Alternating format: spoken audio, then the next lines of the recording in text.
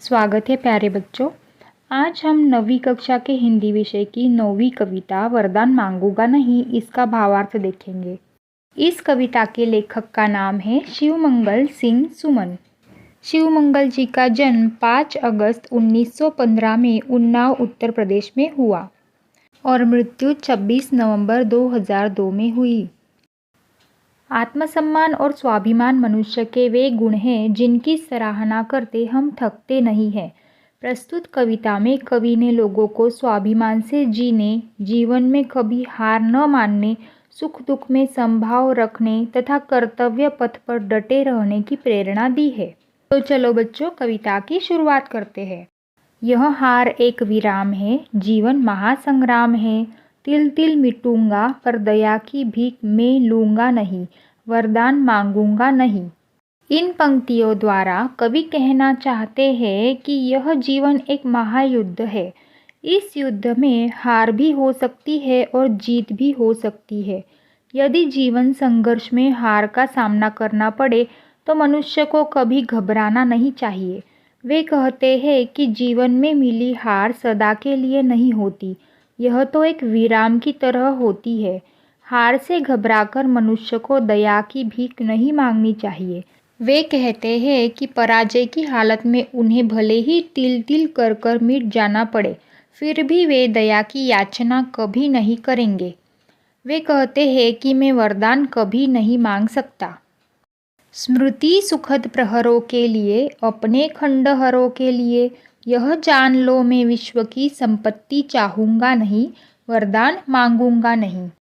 इन पंक्तियों द्वारा कवि कहते हैं कि अपने सुख देने वाले क्षणों को यादगार बनाने के लिए और अपनी भग्न आकांक्षाओं की पूर्ति के लिए मुझे यदि संसार भर की सारी संपत्ति मिल जाए तो भी यह जान लीजिए कि मैं उस संपत्ति को भी नहीं चाहूँगा, अर्थात उसे ठुकरा दूंगा।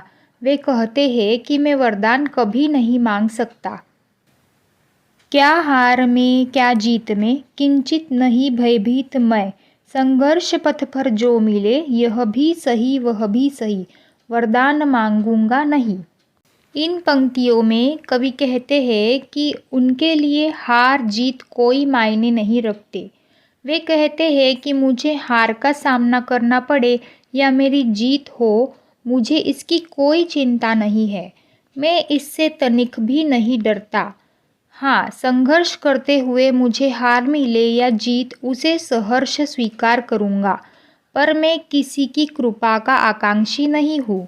कभी किसी से कोई वरदान नहीं मांग सकता। लघुता न अब मेरी छुओ, तुम ही महान बने रहो, अपने हृदय की वेदना मैं व्यर्थ त्यागूंगा नहीं, वरदान मांगूंगा नहीं। इन पंक्तियों में कवि कहते हैं कि मैं छोटा हूँ तो इसकी भी मुझे कोई चिंता नहीं है। हाँ, मेरी लघुता का उपहास मत उड़ाना। तुम अपने आप को महान समझते हो तो समझते रहो। मुझे पीड़ा हो रही है तो होने दो। मैं अपनी पीड़ा के बदले किसी से कुछ पाने की इच्छा रखूं, यह संभव नहीं है।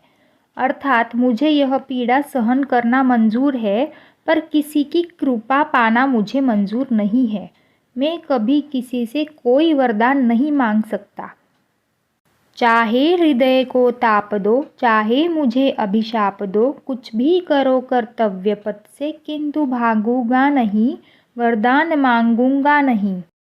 इन पंक्तियों में कवि कहते हैं कि चाहे कोई मुझे कितनी भी पीड़ा पहुँचाए, कितना ही मेरा दिल दुखाए, मुझ पर दोषारोपण करे, मेरी बुराई करे, मेरे खिलाफ कुछ भी करे, पर मैं अपने निश्चय पर डटा रहूँगा। अपने कर्तव्य से कभी डिगूंगा नहीं और अपने कर्तव्य पथ पर डटा रहूँगा, पर मैं कभी किसी से कोई वरदान नहीं मांग सकता।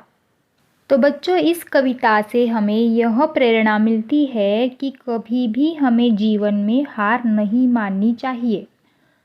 कवि जीवन में कभी हार न मानने तथा संघर्ष करते रहने के लिए प्रेरित करता है। वह जो भी करना हो अपने बल पर करने और किसी की दया पर आश्रित न रहने की सीख देता है। इस कविता का प्रमुख भाव स्वाभिमान से जीने, सुख दुख को समान समझने तथा अपने काम के प्रति अड़िग रहने का है। हमें इस कविता से यह संदेश मिलता है कि हम स्वाभिमान के साथ जिए और अपने काम के प्रति अड़िग रहे।